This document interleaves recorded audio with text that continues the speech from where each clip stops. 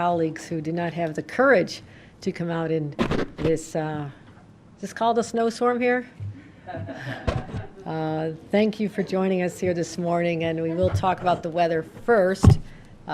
We have been getting a large number of updates around the state. I was on the phone with the county executive of Erie County, the mayor of Buffalo during their record, believe it or not, a record for January snow event with about 18 inches, and actually had live reports from the first gentleman of New York State who was driving around in the streets of Buffalo in search of breakfast. So in real time, we're managing the snow situation. I do commend New Yorkers for how you've managed this. We're tough. We get through these things, but it doesn't happen without a large amount of help from our team. And I want to thank our team. Catherine Garcia has been part of this, but she is excused because she's working on some other important matters. But Jackie Bray, our Commissioner of Division of Homeland Security and Emergency Services, can give us an update on what we've experienced, what we're doing, how positioned and ready we are, and then we'll be hearing from Dr. Mary Bassett, our excellent person who leads the DREAM team over at the Department of Health. So I want to turn it over to our Commissioner of Homeland Security and Emergency Services, Jackie Bray. Thank you, Governor. The Office of Emergency Management has been busy tracking the significant weather events over the last few days. As the governor said, the lake effect system affecting western New York and the North Country dropped about 18 inches of snow in Buffalo. Turns out that's the second largest snow in January, and about 15 inches in Watertown. We've got a lake effect snow warning still in effect for Cattaraugus and Chautauqua counties. That'll continue until 7 a.m. tomorrow morning, but roads are clear and everything's moving again. Overnight and into this morning, obviously, we've had snow downstate. We've got over 8 inches of snow in New York City, Suffolk, Nassau, and Westchester counties. There continues to be a winter storm warning in effect for Suffolk until noon today, and a winter weather advisory in effect for Nassau, Westchester, and New York City also till noon. There are no MTA storm-related delays at this time. There are no LIIR storm-related delays at this time. There is a 15-minute delay on both the Hempstead and Montauk lines due to equipment issues. No storm-related delays for Metro North, although Metro North is running on a modified Saturday schedule for the Harlem, Hudson, and New Haven lines. The roads are moving, although snowy.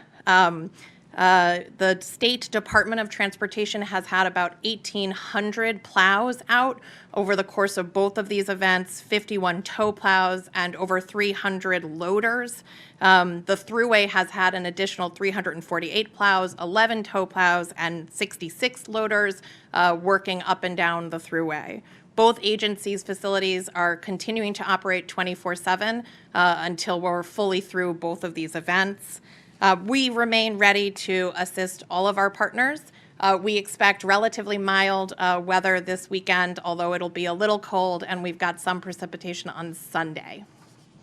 That's what we got, ma'am. And that's for someone who used to be work at the National Weather Service in Washington. So that is spoken with more authority than you can even imagine. So thank you, Commissioner.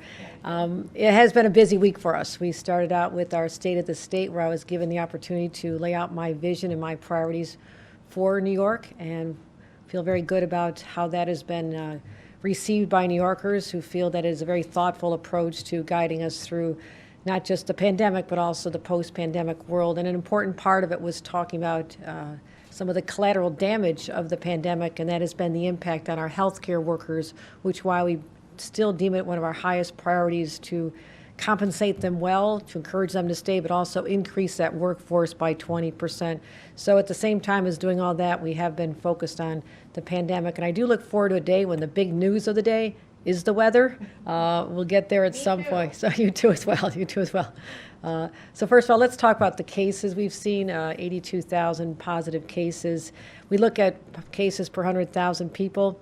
Now, you may look at that trend and see that there's a slight peaking. It's not the straight up and down like an arrow it was before.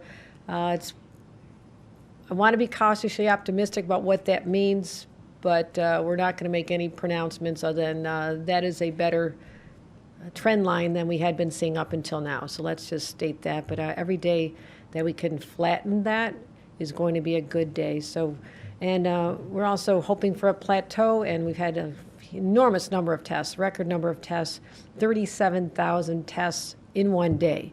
There was a time when that could have been a weekly total not that long ago, and that is 37,000 tests in one day. And you've heard me describe what a military-style operation that was to get out test kits, and we'll talk some more about that. But again, statewide, our cases per 100,000, it's still a high number. It's still a very high number, but we'll give some more details on what that means. I mean, it's still 11 in our hospitalizations, which, as you know, let's put this all in perspective. It's still a number that is very high, 11,548 people in the hospital for COVID. Statewide deaths continue to rise, 155 people we lost just yesterday, and our hearts and prayers go out to their family members. But let's talk about this hospital capacity number and what that really means. And you see the trends heading upwards, but this is usually a lagging indicator. This follows the upward trajectory we had in the number of cases, and hospitalizations always lag behind. So if this correlates properly to our number of cases, that hospitalizations should start seeing a plateau, as beginnings of a plateau. I'm not declaring an official plateau, but a plateauing from where it had been before. But as you can see, this is not there yet. But let's talk more about that. I always want to give you a snapshot of exactly what's happening. And as you can see, before Christmas, we're really holding the line on overall hospitalizations. I mean, 27,800 in the hospital before the holidays. We predicted a spike in cases. We got the spike in cases, as we predicted and just talked about. But let's look at the hospitalizations. We're not that much higher, maybe 700 more hospitalizations since December 21st.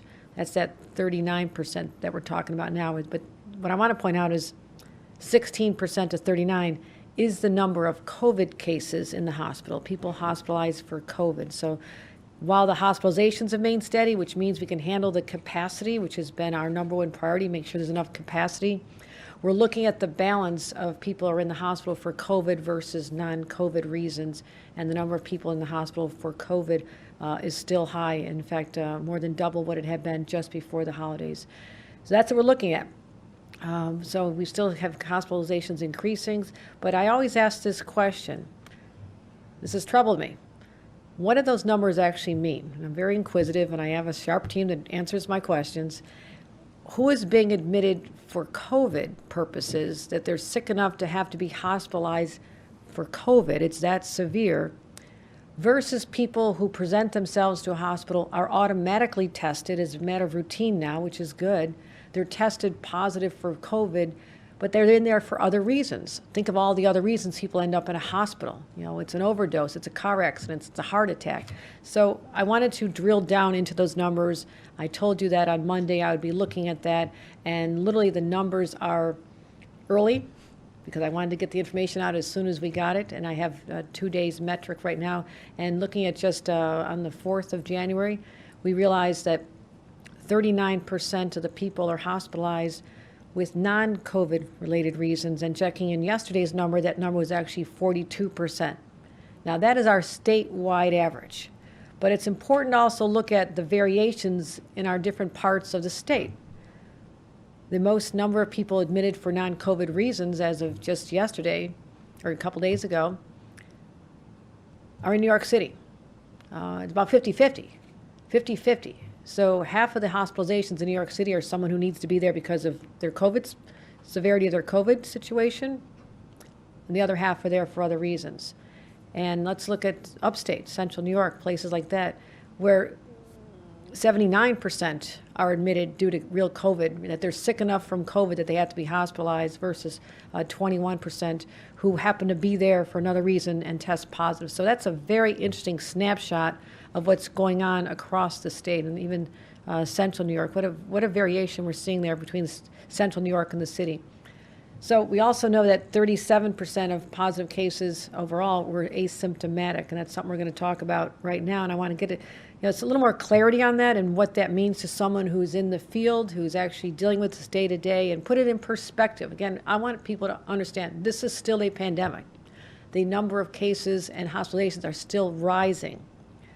But let's look in the context of someone who actually runs a hospital. So I'll be joined by Dr. Stephen Corwin, who's the CEO of New York Presbyterian Hospital. Dr. Corwin, thank you, and tell us what's going on in real time as you're monitoring this phenomenon of COVID versus non-COVID cases. And again, please give our gratitude to everyone in your whole healthcare ecosystem for the incredible work they've been doing for literally 2 years now. So, Dr. Steve Corwin. Well, thank you, Governor, and thank you for your leadership. And yes, 8 inches of snow downstate is a fair amount of snow. I know, I just walked around in it. We currently have about 1,200 cases in our hospital system, very representative of most of the downstate hospitals. We're about 20% higher than we were last year at this time, but much less in the way of cases in our ICUs and much less in the way of cases requiring ventilators. So we're very thankful for that. Of the cases in the hospital, as you mentioned, about 50% are admitted with COVID and 50% admitted for COVID. Of the patients in the hospital, 50% are unvaccinated or partially vaccinated, and 50% have 2 doses of the vaccine. Very, very rare to see somebody admitted who's had a booster. Thankfully, very little in the way of children being admitted, which we hope will continue. And same percentages, 50% with COVID, 50% for COVID. The patients requiring the ICUs are older, sicker, and mainly unvaccinated. Staffing, as you know, has been tight. Thank you for all the support you're giving to healthcare workers. But because Omicron appears to be less severe, our staff are coming back in increasing numbers, and we've reached some degree of equilibrium there, which is very good. We've redeployed staff, particularly in areas like transport, registration, and supply chain, believe it or not. And as you said, I can't thank our doctors, nurses, healthcare workers for going through this yet again. But I'm cautiously optimistic that, as you noted, we think with our modeling that the peak will happen next week. We've also seen some leveling the past couple of days, fingers crossed that does represent a plateau. So not an easy situation, but thank you for your leadership, and we feel we'll get through. And I speak for the downstate health systems. I think that we're working well together, and we'll get through this together. Thank you, Dr. Corwin. Appreciate your analysis today and a bird's eye view of what's actually happening in our hospitals. So thank you very much. Appreciate that. I did misspeak a moment ago. I am human. I think I said there's 37,000 cases we did out there. Did anybody catch that? I was just doing that to see if you're paying attention. It's 377,000. So I just wanted to correct the record if I misspoke. And if anybody caught that, you get a gold star for today. We talked about hospital capacity. You just heard from Dr. Corwin. What is hospital capacity all about? And you've heard me talk about this, but these are all the buckets, the buttons we can push. And so, as you know, we talked about elective procedures. That is still an option available to us if we need to increase more capacity. We still have about 30 some hospitals where they've suspended elective surgeries to increase capacity. We've discharged more people because the reason we could have more discharges is that we stopped the log jam that had been occurring in nursing homes, which did not have enough staff for people to be discharged to from hospitals. And how we did that was sending in the National Guard. We have deployed over 120 National Guard medics. Extraordinary. And as I mentioned before, we'll have another batch of 80 individuals who are fully trained to be able to step in these roles in a matter of weeks. And we're going to keep ramping up. So every National Guard member will have EMT training, so we're prepared for whatever comes in the future. Transferring individuals is an important part to balance the load between hospitals, systems within a region, and we're working with them as well on how you transfer. And this is another area where there's questions when you're on the ground. How are we getting a patient from one place to another? You stabilize them first, but we've also deployed with the help of FEMA, and I was on the call with the White House again asking for more ambulances and teams.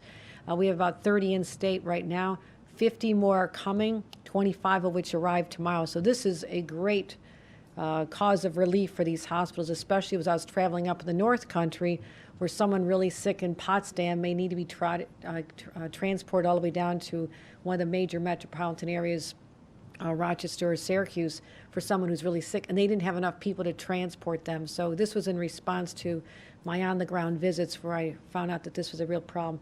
And staffing, as you know, we request more staff from FEMA, more are coming, and we need to also relieve stress on our emergency departments. And let me tell you what's going on in our emergency departments, and this is rather surprising as well.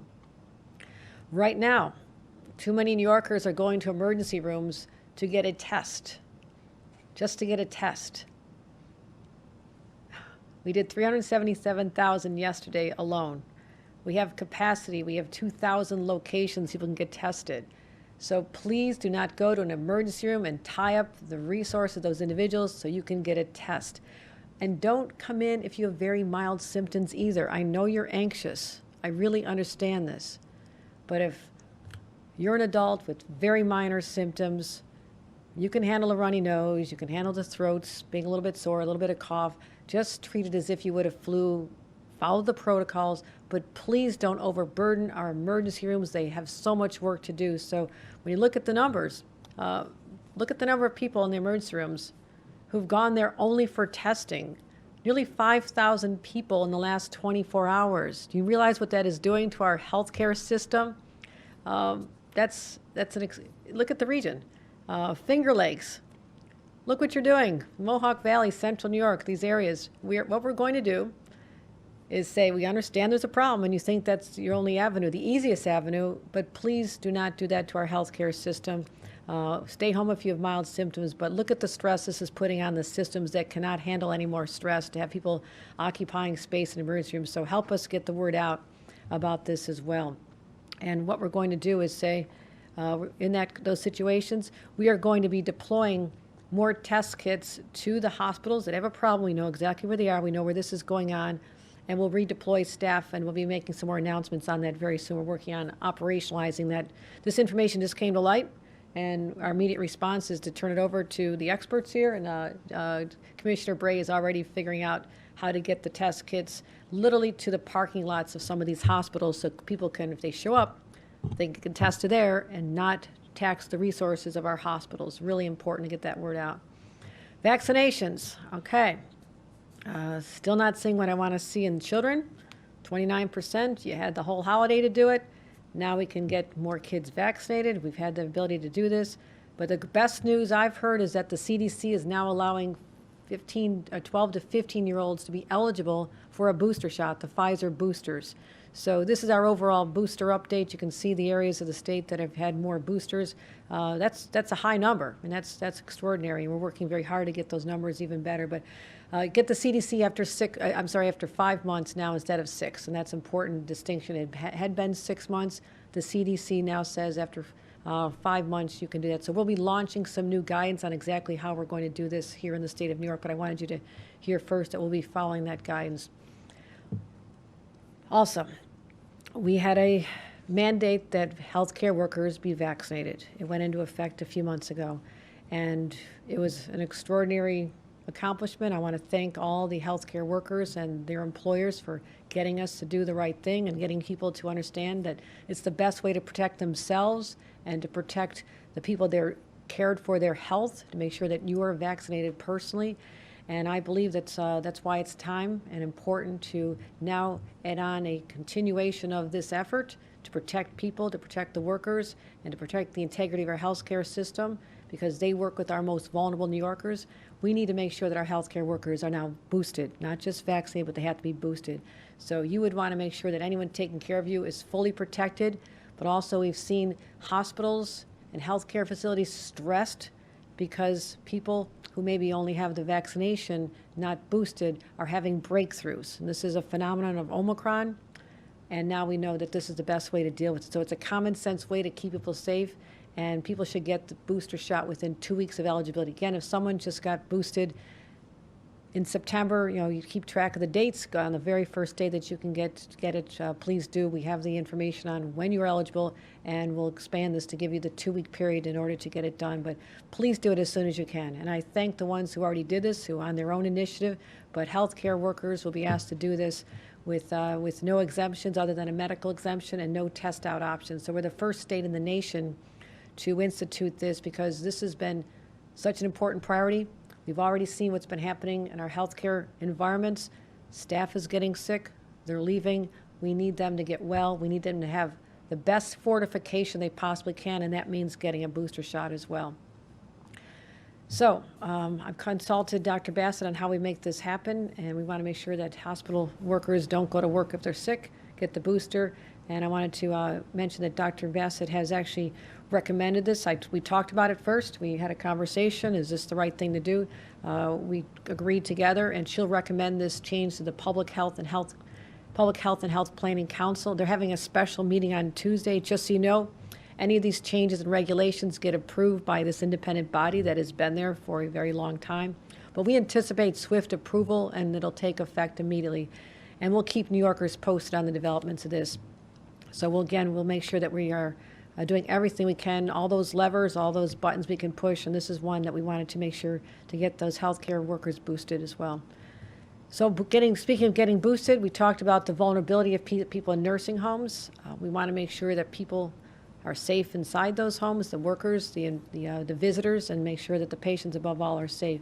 So we wanted to make sure that we had numbers of people fully vaccinated shown to you right now. The nationwide average for people in nursing homes who are fully vaccinated but also boosted average is about 60%. I made this a priority back at the end of November. I said we have to get these people vaccinated and boosted as soon as possible. Got all the supplies out them, the resources, told them they needed to do this. And so now we have 77% of nursing home individuals, their patients who are vaccinated, also boosted as well. And that's really important to us. And that number can still go higher. It needs to go higher, but we're working on that as well. And we did over 5,000 in the last month alone, 8,000 to date. As we talk about people in nursing homes, we do not need a reminder of how excruciatingly painful it was to have the isolation last year when everything was shut down and people literally sat in their rooms not understanding why their loved one could not visit them. We understand this. We truly do. And that's why we support what CMS proposed. The head of Medicare, which is called CMS, made a phone call to them the other day. They put in a requirement that there could be no restrictions whatsoever on visitors. Very broad, no restrictions. I explained from our point of view here in the state of New York, we understand people need to see visitors. They need to have that loved one actually monitor what's going on and making sure they're getting the highest quality care. We support that. But the last thing we want to do is create a situation where visitors are coming in and now getting people that they love or their neighbors in the next room sick from the pandemic. And we're starting to see an increase in cases in our nursing homes, as much as we've done to protect them with the vaccinations, the booster shots. So now we're going to be making sure that when visitors do come in, that they have to wear a better mask, they have to wear a surgical type mask, and they have to have a negative COVID test within 24 hours. We prefer that they do it at home, bring the results, show us, or do it in the parking lot before we go in, show us that it's true. But also, we will provide the tests. Again, the reason I'm asking you to do it in advance is not to overtax the workers in the nursing home, but we'll make sure that every nursing home has the supply they need to make sure that visitors are tested and not positive when they walk in the door to go possibly expose an entire facility. This will spread like wildfire. It is starting to in some places, and we're getting a real clear view of what's going on, but we believe that the visitors, it's a point of vulnerability for us. The workers, the patients getting vaccinated, that's great. Ideally, every visitor would be vaccinated and boosted, but we don't have the authority to create that restriction because of the CMS laws which they enacted, the regulations they put in place. So here's what we're going to do. Ask people to have a higher quality, more protective mask, but also make sure that they have a negative test before they walk into the facility. Critically important. I mentioned testing. You know how many we have. I keep talking about the 37 million, but that's not enough. That's not enough. We ordered another 12 million tests, so we have 49 million tests ordered. And we wanted to make sure, as we talked about schools opening this week, and what an amazing accomplishment it was to get so many children in schools safely, all public and charter schools now have enough tests available to them. Again, a major operation to get them deployed and out there, but now they have it to be able to implement the Test to Stay program, which we think is so important. And more are on the way. So we'll keep announcing how many of those are coming. We've ordered more. 12 million have arrived. We're receiving 3 to 5 million tests per week. Huge push. And again, New York City's now had 3 million test kits from us, tests I should say. And we've had 3.1 million distributed outside the state. So that's why it's important. Mayor Adams and I spoke about this yesterday, how important it was to have this teamwork approach to making sure that we support each other. And one of them was making sure that the city of New York had enough test kits so parents felt safe with their children heading into schools. And next round of tests will be nursing homes. More tests are almost nearly 1 million tests are arriving there. 1.2 million masks are being delivered. And also our 400,000 new tests are being delivered to residents in direct care settings, as well as 60,000 for visitor screening for prisons as well. But let's find more sites. We have test kits. They're going to specific places, but where else can we add more testing? We already have existing sites at the MTA, Times Square, Grand Central, Penn Station, Broadway Junction in Brooklyn, East 188th in the Bronx, Roosevelt Avenue, Jamaica. But also, let's add a few more. 125th Street in Manhattan, Bedford Park, Coney Island, and Queens Plaza. So we'll now have 11 in total. And those are going very well. And I want to thank the MTA staff and everybody who's making this work so well. It's easy, no excuses. Take it right there. And again, this is another reminder. Come back on the subway.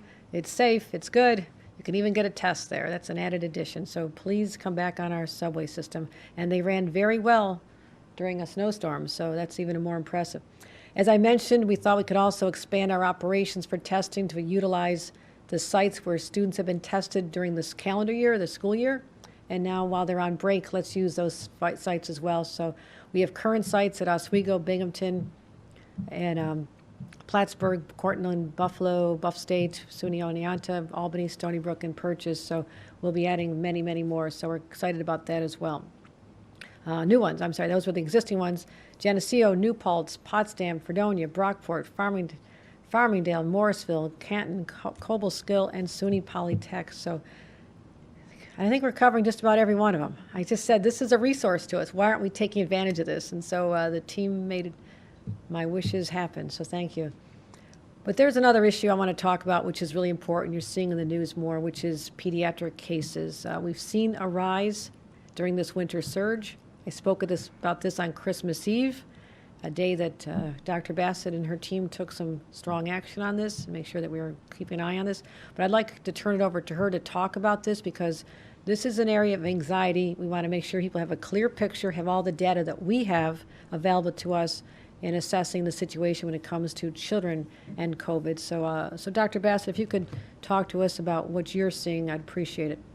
Thanks very much, Governor. And let me start out by saying that the Health Department will be releasing a comprehensive report.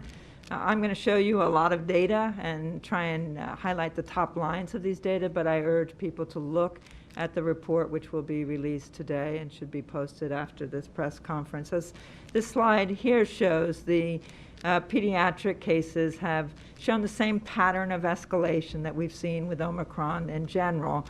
But this is what is making us concerned, that the rate of increase among children is going up faster than it is among adults. As you can see on this slide, among children who are under 5 and are too little to get vaccinated, no vaccine is approved for this age group. It's gone up nearly 8-fold.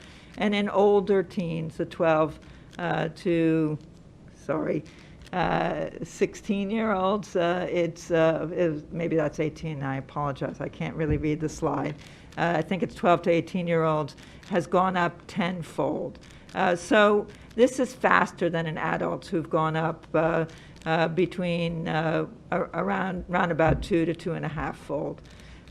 And although the numbers of children affected are fairly small, when we first reported on this in our alert on December 25th, we were talking about 150 children who had been admitted, and we're now up to 570 some children admitted in the most recent week on which this report is based. So those are much smaller numbers than we're seeing for adult admissions. But 70% of these children are showing COVID-related symptoms. And if I can just ask you to look at the last column, which are the statewide numbers, again, you can see the numbers at the beginning of the month. There were 85 children admitted in that first week, and we're now up to 571. So it's the rate of increase more than the numbers that have made us very concerned about these children. Just as we've talked about in the earlier part of our discussion this morning, many of these children are admitted with COVID, not for COVID.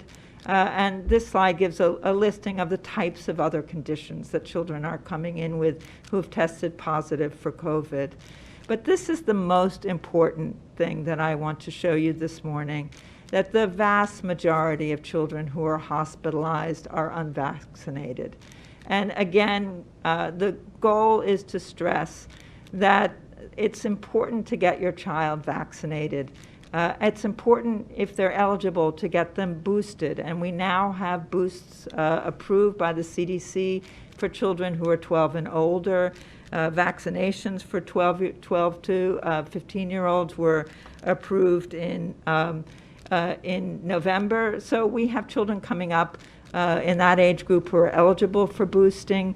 Look at that, nearly over 90% of the very young group, 5 to 11-year-olds, have not been vaccinated. That needs to change. And it reflects the general population in which about 20% in this age group has been vaccinated fully. So again, the emphasis here is that we have to use more effectively the tool for vaccination in children. Thank you, Governor. Thank you, Dr. Bassett, and certainly we can provide those graphs to the members of the public and put that online, and you're issuing your report today. Very important reminder that those children who are hospitalized do not have to be scared, frightened, lying in a hospital bed. They do not have to be there.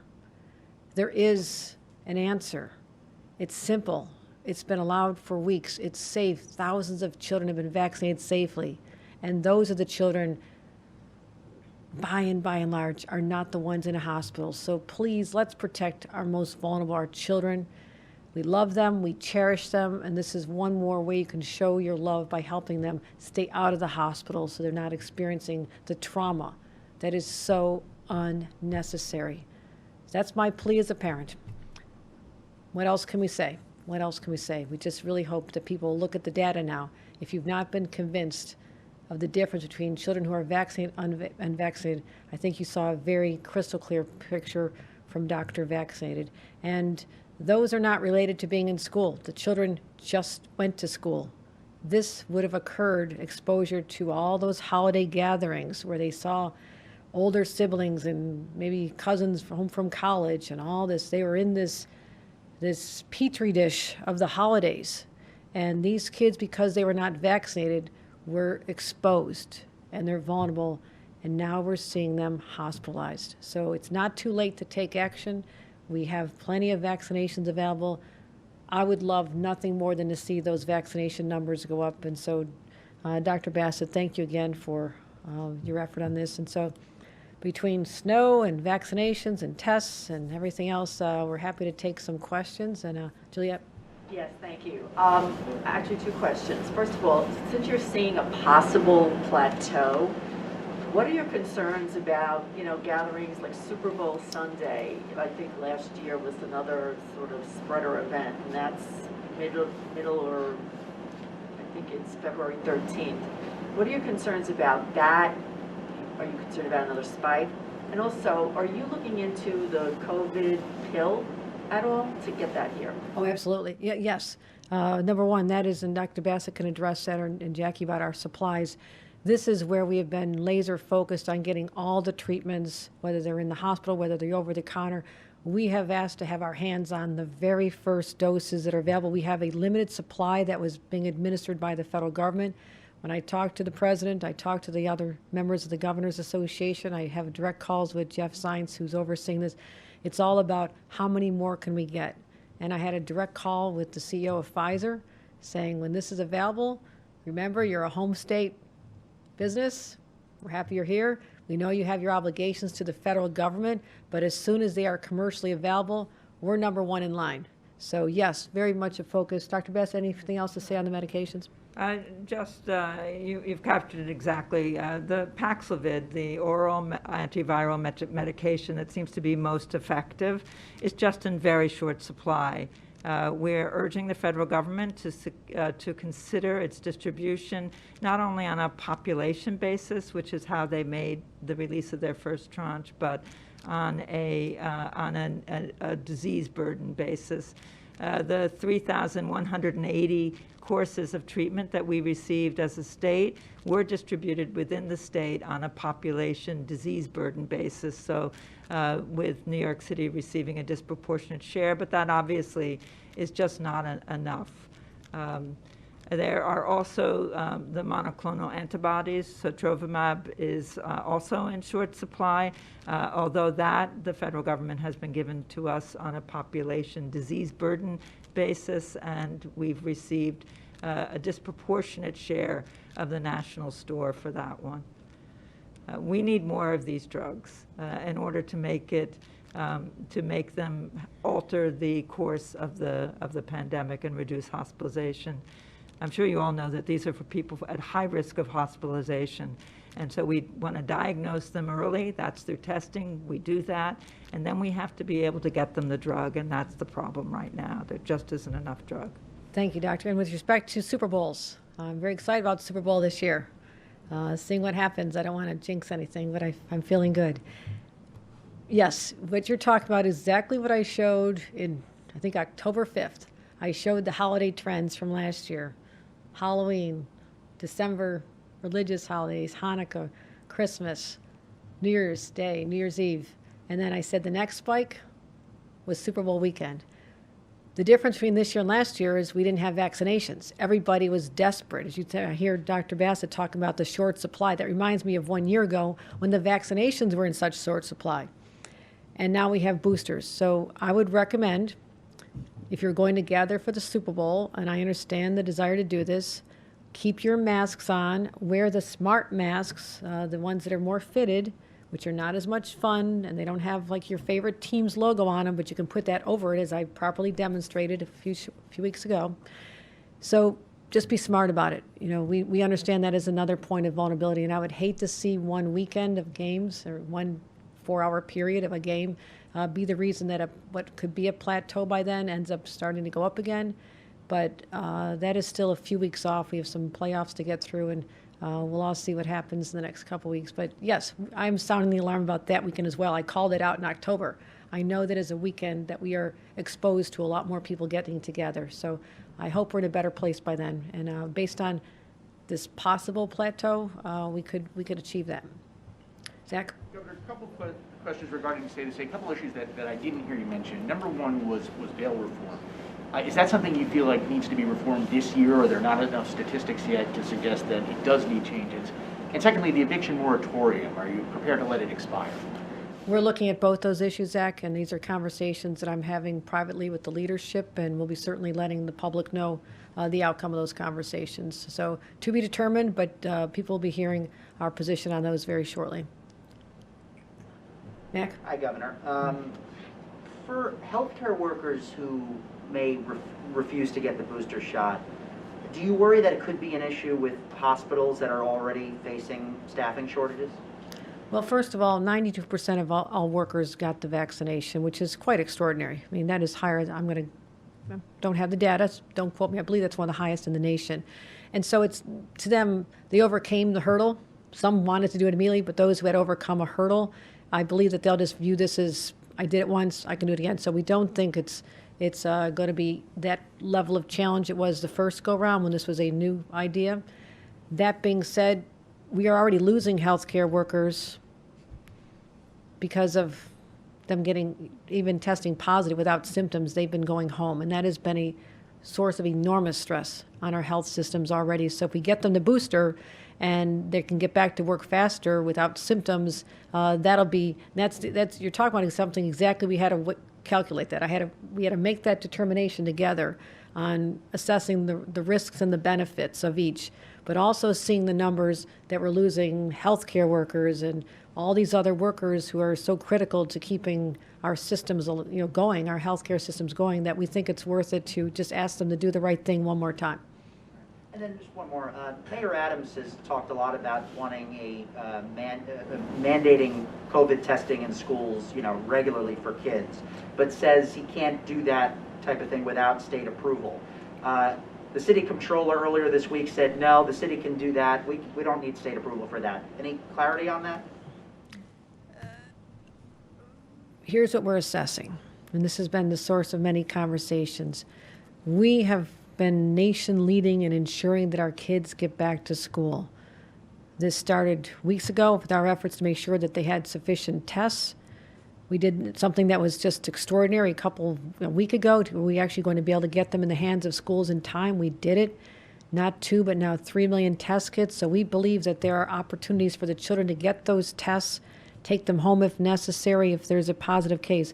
We don't want to create a dynamic where if there's a requirement, a mandate, and then people say they don't want to follow it, and therefore there must be a remote option, now we've underdone exactly what we're trying to achieve, which is to get the children back in school unless they're testing positive, and we want to make sure that they're protected and safe at home. So that's the pressure. These are the competing interests here. I want to make sure that our kids are safe in school. As we saw from that spike, children got sick when they were home. They got sick being home. They didn't get sick in school.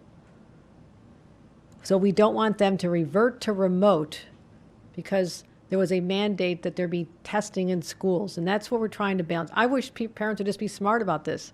But there'll be certain individuals who say, well, you have to give me an option. I don't want my child to test, therefore I'm going to stay home. Therefore, you have to set up the whole infrastructure to allow us to go remote again, undermining our desire and everything we've been focusing on, which is to make sure that children are not isolated, that they don't lose another day more than necessary of critical in-person learning.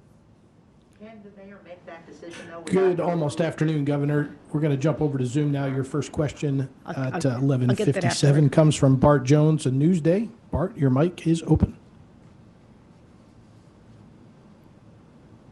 Go ahead and open your mic, Bart. Hello? Okay, can you hear me now, Governor? Yes, I can. Okay, great. So, Governor, Nassau County Executive Bruce Blakeman is directly challenging your authority as governor by issuing an order that local school districts can do whatever they want regarding masks, and they don't have to obey your mandate. He's also issued an order that Nassau will not obey your mandate for mask or vaccine requirements in indoor public places. What do you plan to do about this public and blatant challenge to your authority as governor? And secondly, do you think it was a mistake to announce on Friday, December 10th, the indoor mandate, and then the following Monday announce that you won't compel counties to enforce it? Are people now looking at you as a pushover, or as some of your opponents contend that you have created chaos and confusion? Thank you. I love those kind of questions. No, I don't think anyone could ever accuse me of being a pushover. They know me, and those who underestimate me do so at their own peril, including the county executive of Nassau County. I have the law of the state of New York behind me, and I will always exercise my authority and obligation to protect the health of the people of this state. That is what allowed us to follow Public Health Law number 206, granting the authority for us to require masking in schools. That law stands. That law supersedes anything a jurisdiction such as a county, which is a creature of the state.